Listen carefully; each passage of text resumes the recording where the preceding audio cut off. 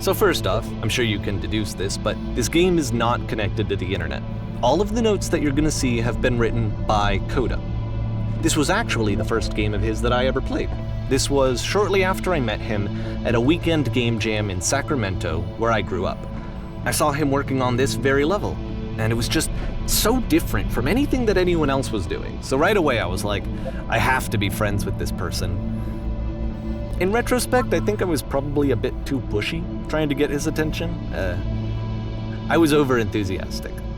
But he was very gracious about it and very patient with me. And I cooled off eventually. Oh, feel free to skip over any of these notes if they're not doing anything for you. Nothing extra is gonna happen if you read all of them. Either way, to me they convey a sense of loneliness. I see this person who's filled with thoughts and feelings and beliefs and has no way to express them except as scattered and unheard voices in a game that wasn't meant to be played.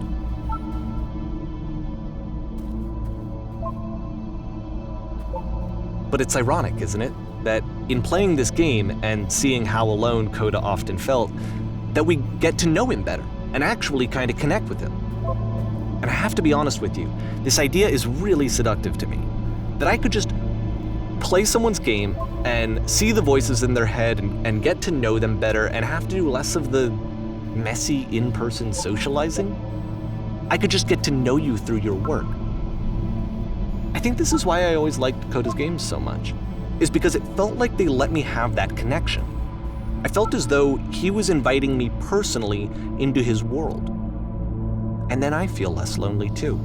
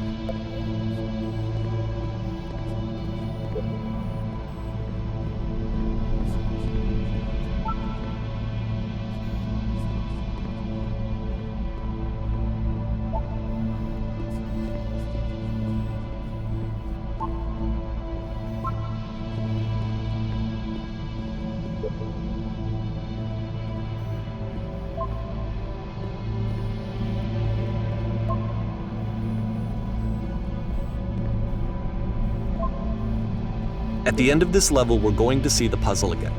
And here, I'll tell you what I think the puzzle means. Each of these games represents an idea that was on Coda's mind at the time that he was making it. And the puzzle is a way of closing the door on a previous chapter of his life before moving on to the next one.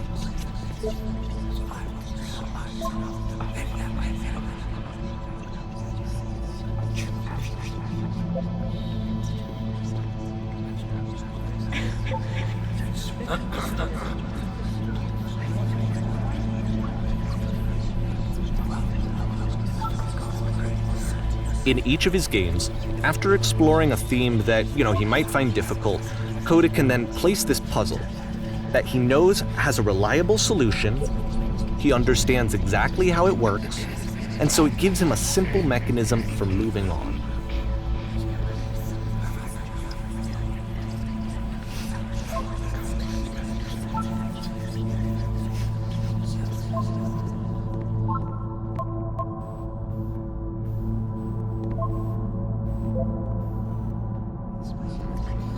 And because there's this dark area between the doors, a space between spaces, before you move on, you get to pause.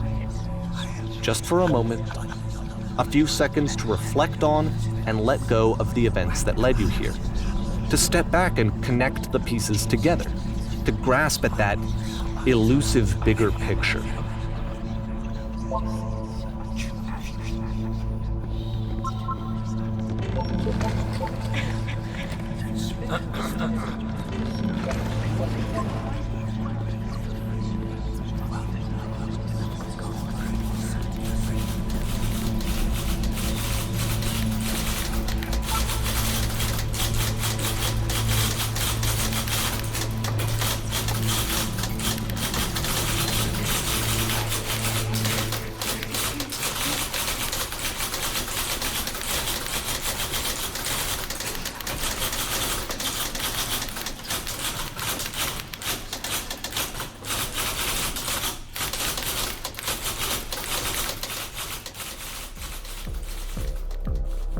Okay, this one is tough.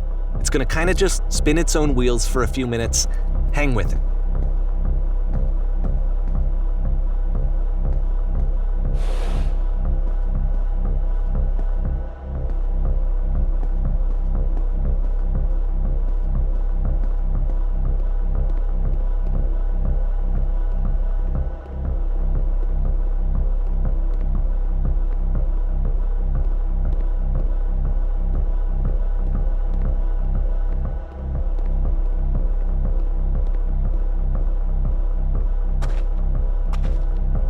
See, this is it, the whole game, and there's nothing that's particularly interesting about it. You just walk to the end of a hallway. Except, for some reason, Coda gets really fixated on this prison that has all of this modern furniture. And I don't know why, but he decides he needs to revisit this prison. He's gonna start over, use the same assets, turn it into something else. Okay, cool, here's version 2.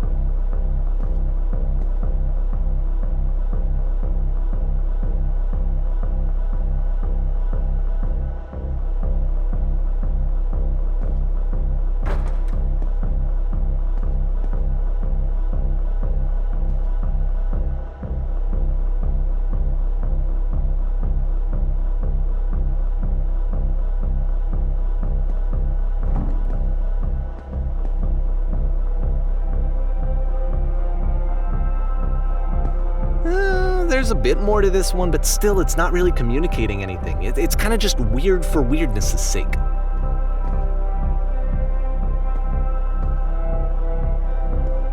So okay, he throws it out and starts over. This time he comes at the prison idea from a different direction.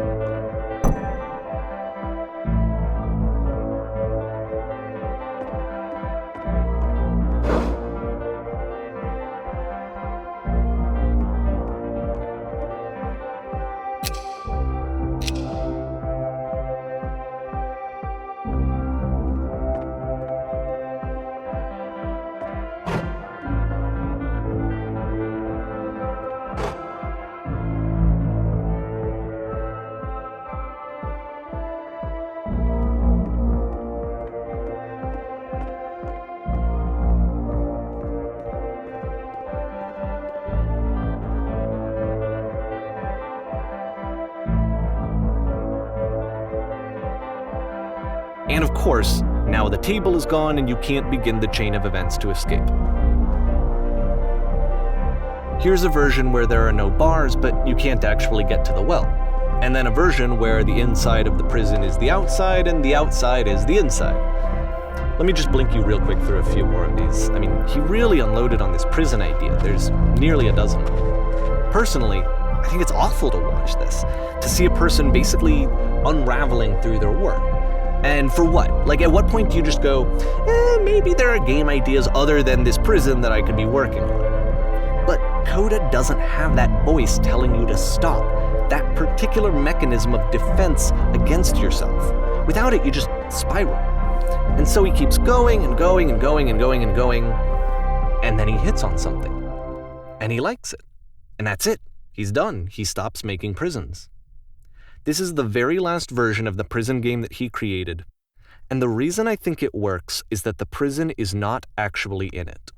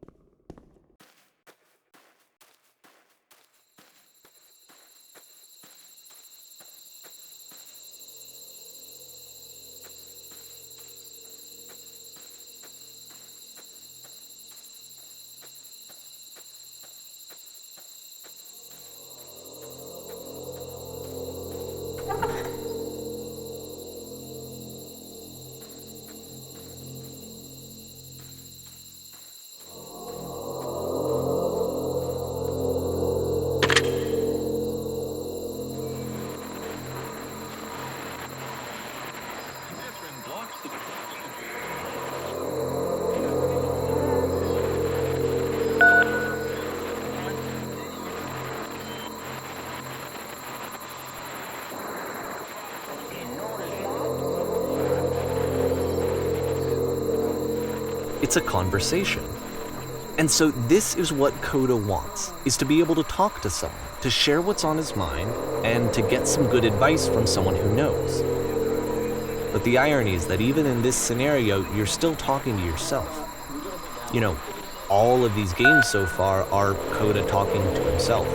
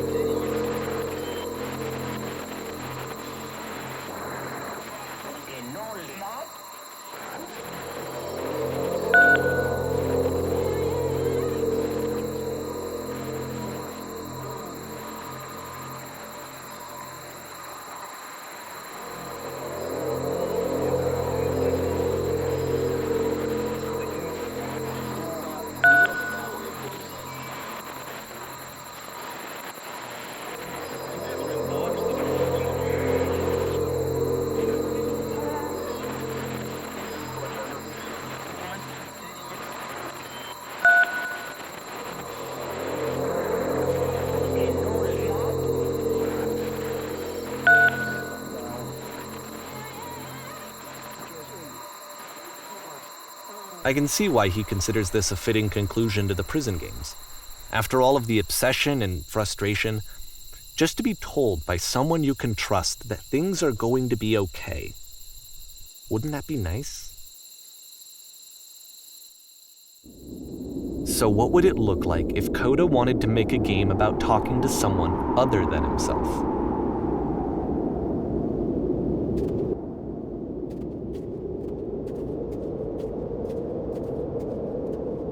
To me, this environment is meant to represent Coda's puzzle, with the two doors on either side and a dark transitional space between.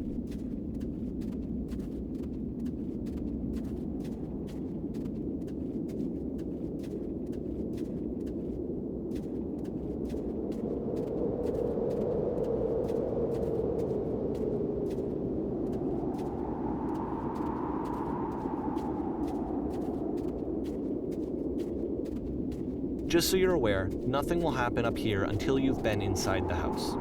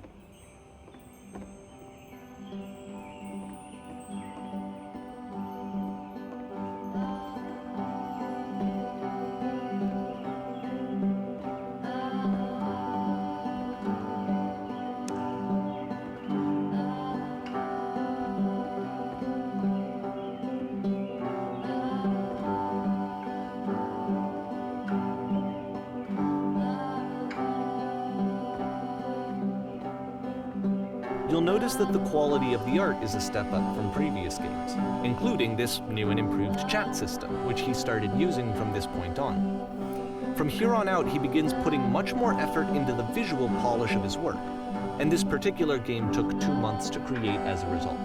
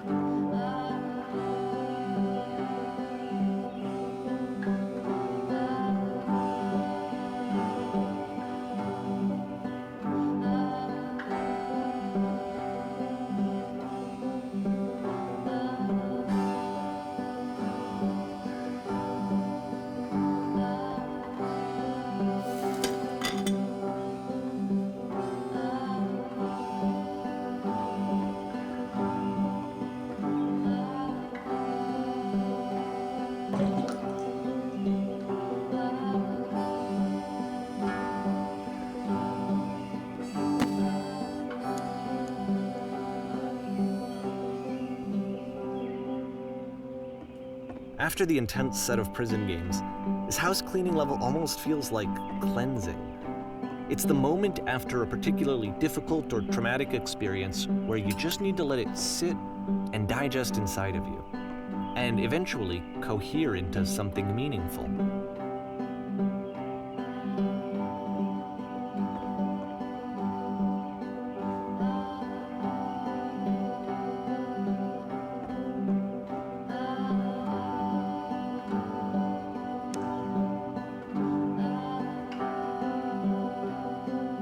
I know that Coda really liked this game. Of all of his work, actually, this was the only one that he called me up to ask me to come over and look at it. This was during a period of a few months where he was like grossly happy all the time, just walked around with a constant smile on his face.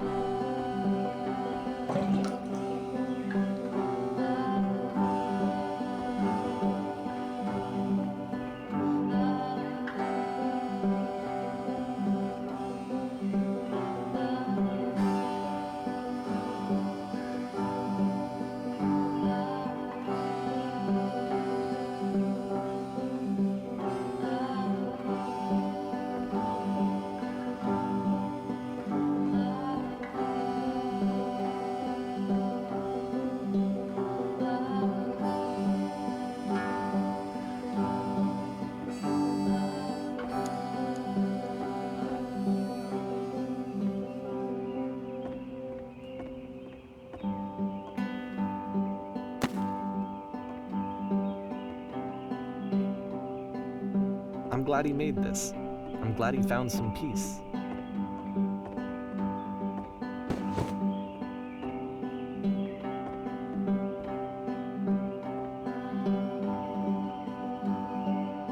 But, of course, it can't last. The music stops, your companion is gone, it's time to leave. The door at the top of the hill is now open as well. Again, you can't stay in the dark space for too long. You just can't. You have to keep moving. It's how you stay alive.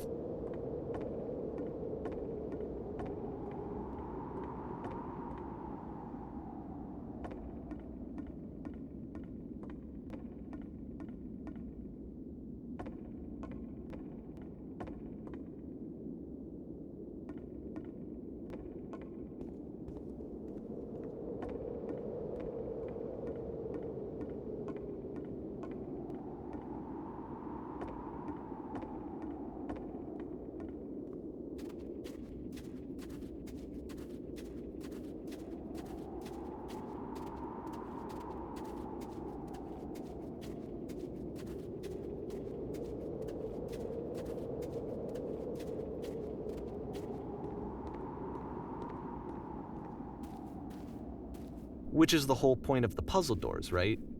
That sooner or later you have to pick up and move. I really thought that was the point of it.